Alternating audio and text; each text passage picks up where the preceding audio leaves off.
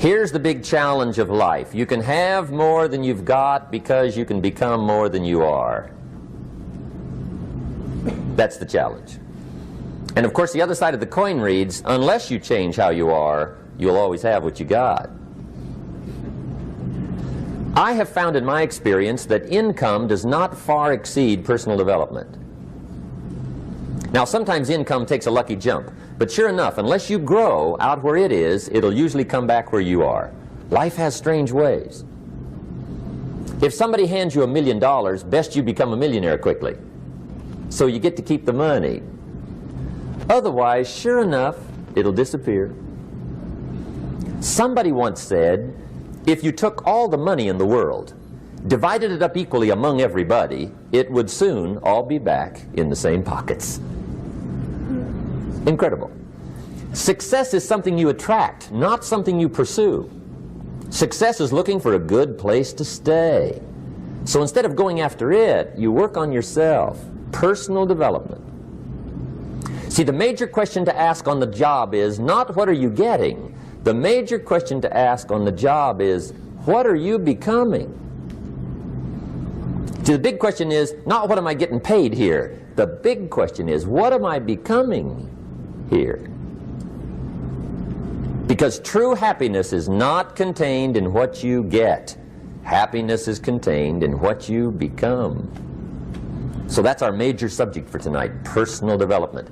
Of all the assignments Mr. Schoaf gave me at age 25, this was probably the most difficult. In fact, I'm still working on this one. I think it's an unending challenge to see what you can become. The next subject is called basic laws. And it's good to study the basics. And I call these basics primarily because they come from the Bible. Now, I'm not a theologian or a minister, and that'll be apparent. But Mr. Schoaf taught me that the Bible was a good textbook for ideas and stories and success equations, how to live the better life. I found out that was true. He also taught me that the Bible is as practical as it is spiritual, and I found out that's true. If you look at your bank account and your income and you're not happy, there are several places in the Bible to check to see what the heck's wrong so you can make the changes. And we're going to cover some of those tonight, called basics. Okay. The next subject is my favorite, setting goals. Mr. Schoaf taught me how to set goals. What a favor that was. One morning at breakfast, shortly after I met him, he said, Jim, let me see your current list of goals and let's go over them and talk about them. He said, maybe that's the best way I can help you get a better direction started.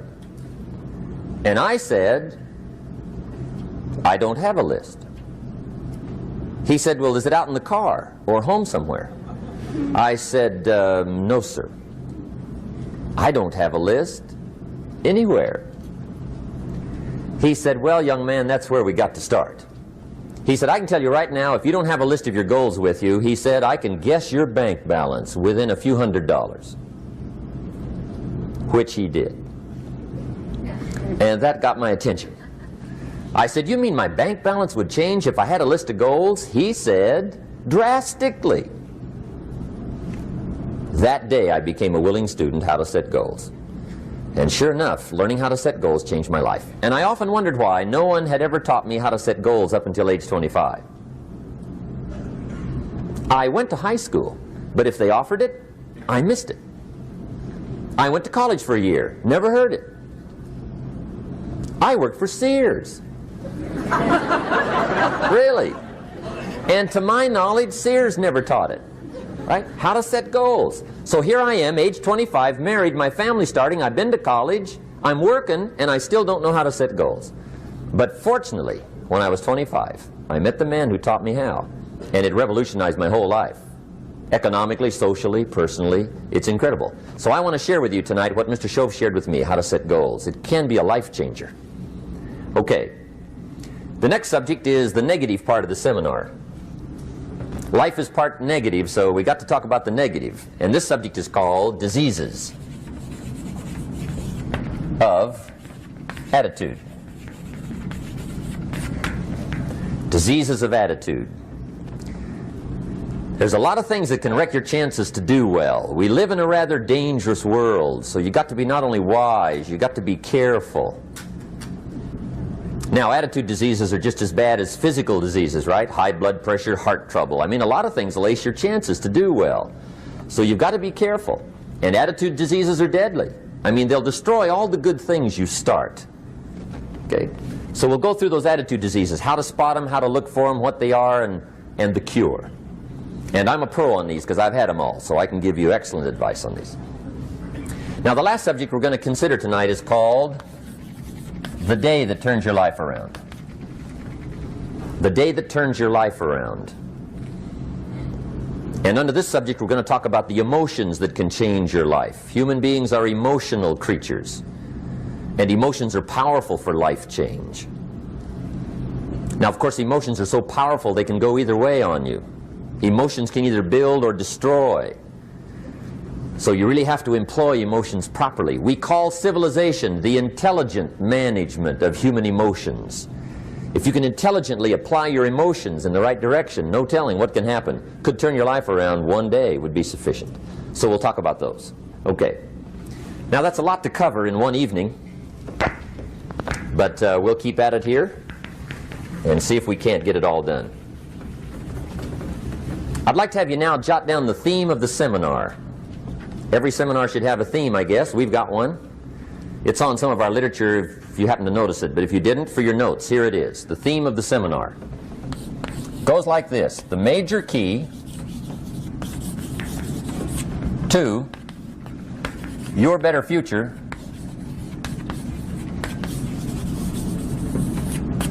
is you. That's the theme of our seminar tonight. The major key to your better future is you. And I'd like to have you underline two words just to give it some added punch. Underline the word major and the word you, so that it reads, the major key to your better future is you. Now, my first suggestion is transfer this to a card or something where you can put it up, where you can see it every day. Preferably put it up where you can see it at the beginning of the day, before you go off to put the day together. This is a good phrase just to glance at, to keep in mind as you're putting the day together. It's called the silent seminar. If you'll just let this talk to you during the day, I found it to be tremendously helpful. The major key to your better future is you. For a big share of my life now, I didn't have this one quite figured out. Among a lot of things I didn't have quite figured out. Many things used to puzzle me back in those early days. I used to wonder why two people could work for the same company, one make twice as much money. Now, see, that used to puzzle me. And maybe they were the same age, graduated from the same school, live in the same community, work for the same company, with the same products and the same services. They've got the same traffic, the same problems, and one makes $1,000 a month, the other one makes $2,000 a month.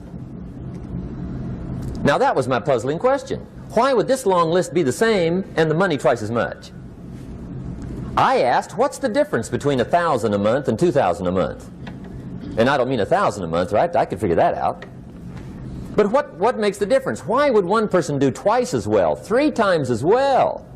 Speaking economically. Now, I know there's more than one way to do well. I understand that. But in this little narrow area called compensation, what's the difference? Well, back then, with my faulty thinking, I'm trying to reason it out. I thought, well, maybe time makes some of the difference, right? Some people do better because they have more time. I used to say, Harold ought to be able to do well. He's got a lot of time. If I had all of Harold's time, I could do well. Now, that's got to be dumb, right? Number one, you can't get somebody else's time. A guy says to me one time, he says, you know, if I had some extra time, I could make some extra money. I said, then forget it. There isn't any extra time. Hey, when the clock strikes 12 midnight, that about wraps it up, right? I mean, you can look around the gongs there for a little more, but it's over. You say to the guy, what are you doing? He says, I'm looking for extra time. See, they'll come and take you away, right? There isn't any more time. Now, if you can't get more time, which you can't, what could you get more of that would make a difference in economic results? And here's the key word. Make it a part of your notes. We're going to consider it tonight. The word is value. And I have a little phrase for your notes. Value makes the difference in results. Value makes the difference.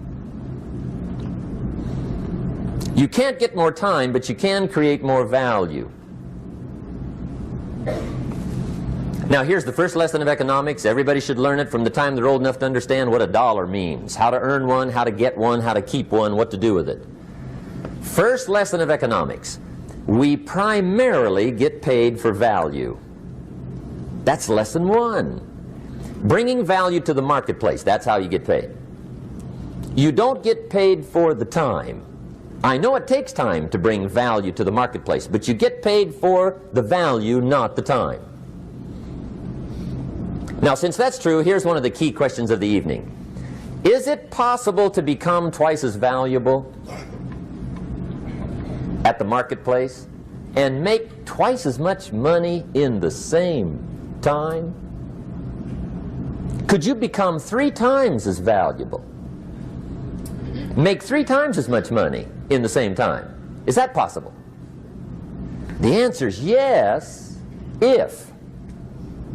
And it's always if, right?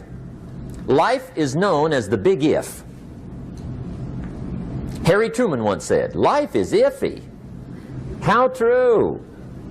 And here's the big if we're going to consider it tonight. It's possible to do much better at the marketplace if you go to work primarily on your